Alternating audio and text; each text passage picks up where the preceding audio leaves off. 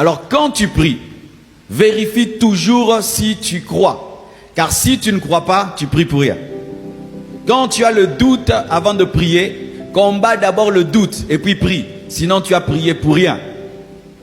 Et comment tu peux combattre le doute? Tu lis la parole de Dieu, tu écoutes la parole de Dieu, tu médites sur ce que Dieu a déjà fait de grand dans ta vie, et alors tu auras la foi pour prier. Et tu vas remarquer souvent, lorsque tu es au début de la prière, tu n'as pas une grande foi, vers la fin tu as une grande foi. Pourquoi? Parce que le fait d'être devant Dieu, le Saint-Esprit t'exhorte, et vers la fin, tu commences à avoir la foi. C'est comme ça que tu remarques souvent, c'est vers la fin de ta prière que tu sens beaucoup d'onction, parce que c'est là que tu as beaucoup de foi. Et alors quand tu sens que tu commences à avoir la foi, c'est quand tu dois recommencer la prière. Parce que tout ce que tu faisais avant te préparer à avoir la foi. Alléluia. C'est pourquoi des fois nous prions comme ceci, non? Au nom de Jésus. Et puis tu dis au nom de Jésus. Au nom de Jésus. Des fois le premier au nom de Jésus tu as douté.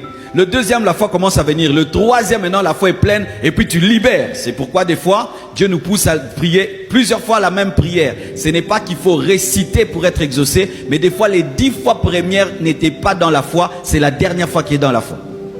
Alléluia. Tu peux dire Seigneur aide-moi. Mais la première fois tu as le doute. Tu continues jusqu'à ce que tu sentes que là j'ai touché, j'ai la foi, et là Dieu t'exauce. Amen. C'est pourquoi ne juge pas quelqu'un qui des fois refait la même prière. Il se peut que lui-même se connaît. Il sait que là j'ai parlé, mais là maintenant j'ai cru. Amen. Hein?